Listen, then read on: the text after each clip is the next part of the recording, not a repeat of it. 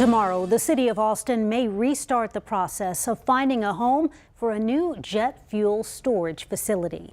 That facility is part of a larger plan to expand the Austin-Bergstrom International Airport, and airport leaders say it's desperately needed to keep up with growing flight demand. The current proposed site for that fuel facility is just west of the airport off Highway 183. In new documents filed with the city, the airport director wrote that the first 2 tanks would be about 640 feet away from the nearest homes. Neighbors living near the proposed site say they're concerned about the environment and those tanks being so close. Now city leaders are rethinking what can be done. We don't have to go too far back in our city's history to see environmental racism at play in the city that we all adore. Even if it is safe, I think we need to recognize the existing perception and anxiety about safety, in part born of a very real experience that occurred over in East Austin. Environmental concerns like these are all too familiar to some longtime residents in East Austin. For years, neighbors and environmental advocates worked to shut down a massive gas and petroleum tank farm.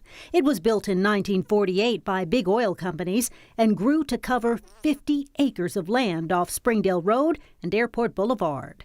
Together, tanks for 6 oil companies held more than 10 million gallons of toxic fuel right next to homes and within a mile of 7 schools in the area.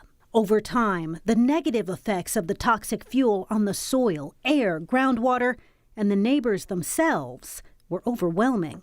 The tank farm didn't close until the 90s, and efforts to clean up the contamination left behind went on for decades. According to the Austin Watershed Protection Department, even now, state regulations won't allow future residential use of that space. And it wasn't until last year that developers announced a plan to finally renovate the old tank farm land. Now they're working on a project called Springdale Green that will include office space, parks, and an amphitheater. That project is expected to be done late next year. As for the jet fuel facility, the resolution that city council members could approve tomorrow would direct the city manager to find at least 3 other possible sites where it could be built.